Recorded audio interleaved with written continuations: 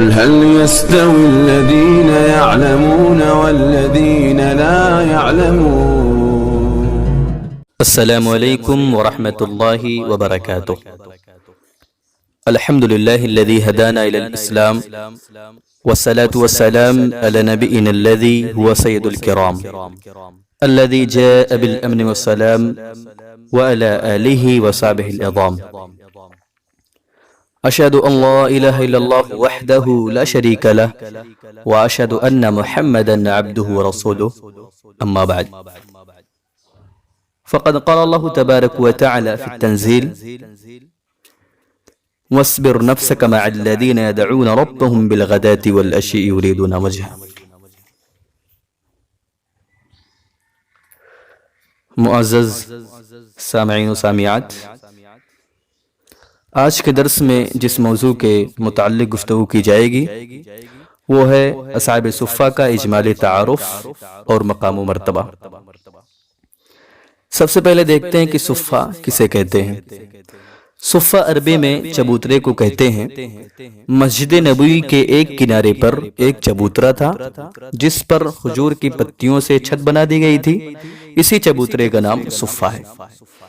جب نبی کریم جناب محمد رسول اللہ صلی اللہ علیہ وسلم 12 ربیع الاول 1 ہجری مطابق 27 ستمبر 622 کو مکہ مکرمہ سے ہجرت کر کے مدینہ منورہ تشریف لائے تو صحابہ کرام کا ایک گروہ جو محض عبادت الہی اور صحبت رسول صلی اللہ علیہ وسلم کو اپنی زندگی کا ماحصل سمجھتے تھے، جن کی رگوں میں اسلام کی محبت کوٹ کوٹ کر بھری ہوئی تھی، جنہوں نے اپنا سب کچھ قربان کر کے مسجد نبوی سے متصل چبوترے کو اپنا مسکن بنا لیا تھا، انہی عظیم شخصیات کو اصحاب صفہ کہتے ہیں.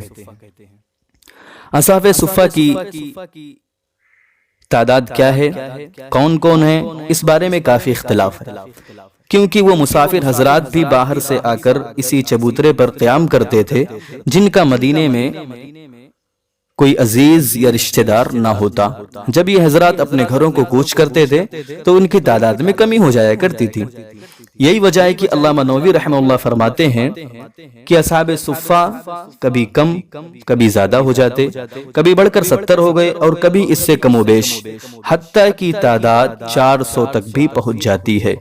اسی طرح علامہ جلال الدین سیوطی نے اصحاب صفہ کی تعداد 101 ذکر کیا ہے. حافظ ابو نعیم نے علت الاولیاء میں 43 نام ذکر کیا ہے. اسی طرح محدث حاکم رحمہ اللہ علیہ نے اپنی مشہور کتاب مستدرک حاکم میں 34 صحابہ کرام کو اصحاب صفہ میں شمار کیا ہے. انشاءاللہ آئندہ دروس میں مستدرک حاکم میں اصحاب صفہ کی جو تعداد مذکور ہیں ایک کے بعد دیگرے ان کا اجمالی تعارف کرایا جائے گا. سامعین کرام، اصحاب صفہ شب نبوت کے وہ پروانے ہیں جو دنیا و ما فیہا سے بے خبر ہمہ وقت لسان نبوی سے جھڑنے والے بے بہا گوہر و الماس سمیٹنے کی فکر میں رہتے تھے. اصحاب صفہ نورانی چبوترے پر بارگاہ نبی صلی اللہ علیہ وسلم سے فیضیاب ہونے والی وہ جلیل القدر ہستیاں ہیں جن کے نور سے پورے عالم کے قلوب منور ہو رہے ہیں اور قیامت کے صبح تک منور ہوتے رہیں گے انشاءاللہ. اصحاب صفہ فقیری کی زندگی بسر کرتے تھے. ان کے فقر و فاقہ کا یہ عالم تھا کہ بعض مرتبہ بھوک کی وجہ سے نماز میں گر پڑتے تھے، بھوک کی وجہ سے اپنا پیٹ زمین پر چپکا دیا کرتے تھے اور بعض دفعہ پیٹ پر پتھر باندھ لیا کرتے تھے. یہی حال ان کے کپڑوں کا بھی تھا، تن ڈھانپنے کو بھی پورا کپڑا میسر نہ تھا.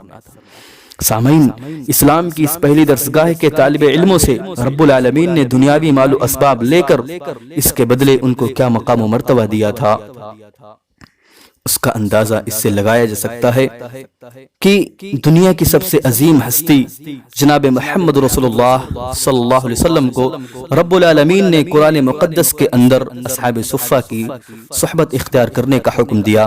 ارشاد ربانی ہے: وَاصْبِرْ نَفْسَكَ مَعَ الَّذِينَ يَدْعُونَ رَبَّهُمْ بِالْغَدَاةِ وَالْعَشِيِّ يُرِيدُونَ وَجْهَهُ. یعنی اے نبی پاک صلی اللہ علیہ وسلم، اپنے آپ کو ان لوگوں کے پاس روک کر رکھیے جو صبح و شام اللہ کو پکارتے ہیں اور رب کی خوشنودی کو تلاش کرتے ہیں.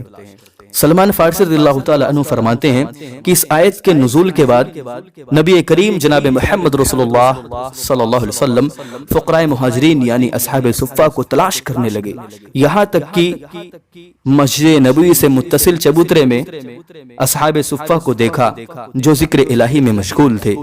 ان طالب علموں پر نظر پڑی تو نبی کریم جناب محمد رسول اللہ صلی اللہ علیہ وسلم نے فرمایا معکم المحیا والممات، میرا جینا اور میرا مرنا تمہارے ساتھ ہے۔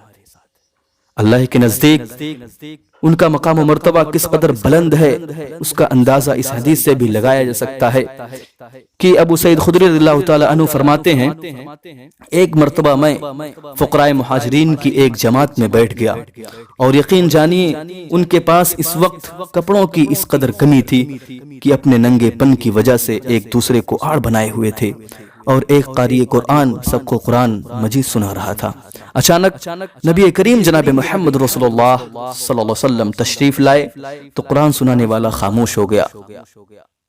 جب وہ خاموش ہو گیا تو آپ صلی اللہ علیہ وسلم نے فرمایا اور پوچھا کہ آپ لوگ کیا کر رہے تھے؟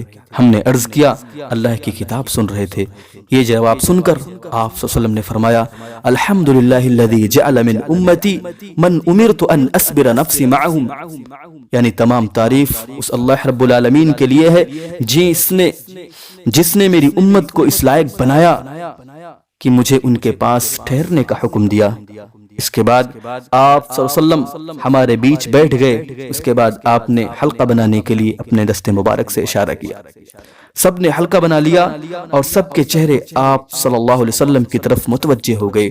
اس کے بعد آپ نے فرمایا فقراء مہاجرین کی جماعت تم خوشخبری قبول کر لو کہ قیامت کے روز تم کو مکمل نور عنایت کیا جائے گا۔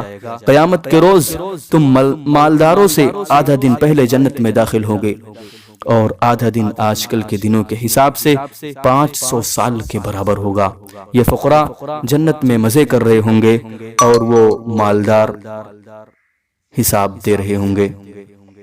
سامعین، اصحاب صفہ نے آخرت سامنے رکھی، اپنے باطن کو محبت الہی سے معمور کیا، آخرت کے غنا کی آرزو میں فقر و فاقہ کو اختیار کیا، جنت کے محلات کو دنیا کے مکانوں پر ترجیح دی اور آخرت کے حساب سے بچنے کے لیے دنیاوی ساز و سامان سے منہ موڑ کر درسگاہ نبوی کے بھوکے پیاسے طالب علم بن کر امت کے استاد اور مقتدا بن گئے اور قیامت آنے تک امت کی طرف سے رضی اللہ عنہم ورضوا عنہ کی دعا کے مستحق ہو گئے۔